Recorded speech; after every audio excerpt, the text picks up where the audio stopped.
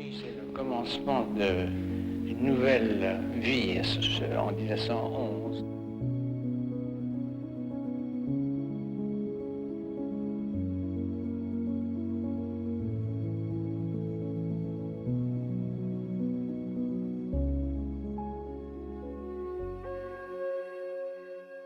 Ce 8e épisode est consacré à l'un des artistes les moins connus de la série. Amadeo de Sousa Cardoso est l'un des premiers peintres portugais modernes. Issu d'une famille rurale aisée composée de 9 enfants, il entra à l'âge de 18 ans à l'École des Beaux-Arts de Lisbonne. Et un an plus tard, le jour de son 19e anniversaire, il s'installa à Paris. Il avait l'intention de poursuivre des cours d'architecture, mais il a rapidement abandonné pour se consacrer à la peinture. Soutenu financièrement par ses parents, il loua une série d'ateliers et socialisa avec d'autres immigrés portugais. Mais il finit par s'éloigner de ses compatriotes, devenant ami avec de nombreux écrivains et artistes cosmopolites. Juan Gris, Severini, le couple Delaunay, Brancusi, Archipenko ou encore Max Jacob.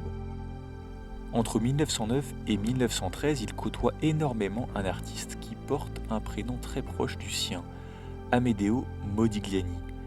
Dans leurs ateliers respectifs à Paris, ils se fréquentent beaucoup et s'influencent mutuellement.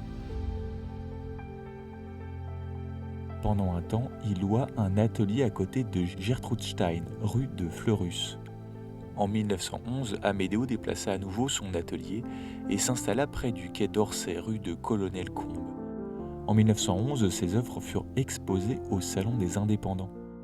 2 ans plus tard, il participa à 2 expositions majeures, à l'Armory Show aux États-Unis et à la galerie Der Sturm à Berlin. Avec sa toile surnommée Bellevue, Amedeo s'inspire des paysages précubistes de Paul Cézanne et Georges Braque, jouant avec la perspective et l'aplatissement des surfaces traitées en différentes teintes. C'est dans la nature qu'il cherche à affirmer son besoin d'identité. Les collines et la verdure de la campagne de son enfance continueront à inspirer longtemps ce natif de Manhoef, dans le nord du Portugal.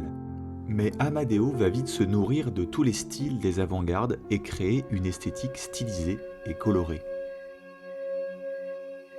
J'apprécie beaucoup cette œuvre car elle me fait assez rire étant donné que le lapin ressemble plus à une sardine ou à un maquereau de par sa forme et sa couleur bleutée. Par ailleurs, j'apprécie cette peinture car elle m'évoque les forêts luxuriantes de la jungle imaginée par le douanier Rousseau. Cependant, ici, nous sommes devant un détail plein de vie et de mouvement, comme s'il avait poursuivi la découverte d'un monde nouveau et de nouvelles espèces encore méconnues nous bondissent à la vue. Les couleurs du tableau résument tout à fait la palette de l'artiste. Ce vert, ou plutôt ces verts, ainsi que des touches bleues et rouges, se retrouvent régulièrement dans ses compositions.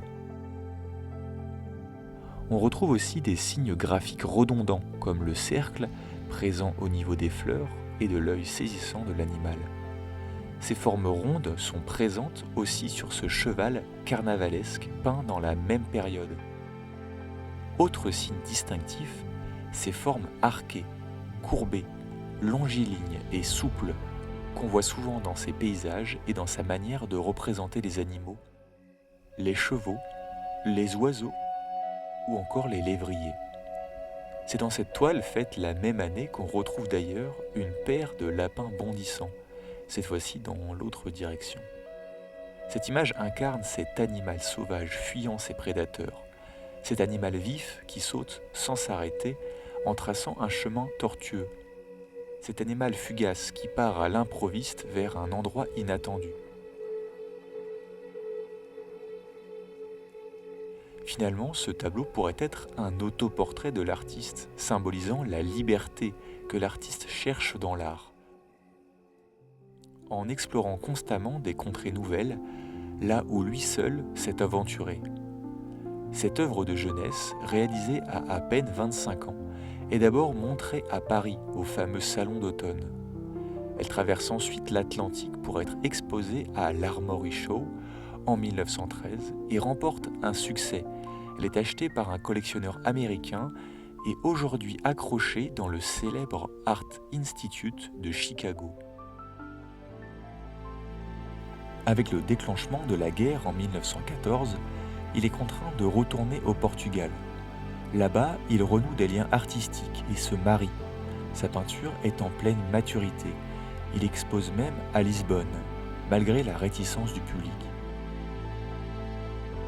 Mais son bonheur est de courte durée. Frappé par la grippe espagnole, seulement 4 ans plus tard, en 1918, il s'éteint à l'âge de 30 ans, faisant partie des innombrables victimes de la pandémie. Sa vie fut courte et intense. Avec ses 10 années de carrière, il laisse plus de 200 peintures et de nombreux dessins et aquarelles. Sa disparition précoce n'a pas joué en la faveur du portugais, souvent oublié parmi les artistes hétéroclites de l'époque. Tel un électron libre, il refusa toute étiquette, naviguant entre le cubisme, le futurisme et l'expressionnisme.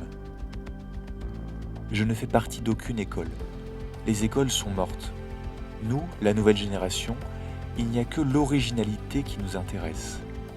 Il me semble intelligent celui qui, quand il aime intensément une œuvre d'art, se garde d'autant plus de l'imiter. L'année 1911 a été déterminante dans la courte carrière de cet artiste moderne en quête d'identité. C'est à cette période qu'il prépare un projet d'une importance capitale pour manifester son talent et espérer connaître un succès à l'échelle européenne, voire même mondiale. Amadeo publie en 1912 ce qu'on appelle aujourd'hui un portfolio, un album contenant 20 dessins en noir et blanc. Il en reproduira plus de 500 exemplaires qu'il diffusera partout pour faire sa propre promotion. Grâce à cela, l'un des plus célèbres critiques d'art de l'époque, Louis Vauxhall, affirme « Sousa Cardoso a créé un monde nouveau. Ce jeune Portugais est quelqu'un. » C'est aussi à ce moment que ses œuvres les plus réussies rencontrent le public et la presse. À l'Armory Show, il vend même 7 de ses 8 toiles exposées. Cependant, aujourd'hui, certaines de ses peintures de cette série, qui ont été le point de départ de sa renommée, ont mystérieusement disparu. Les 2 toiles les plus connues sont le Saut du lapin et les lévriers.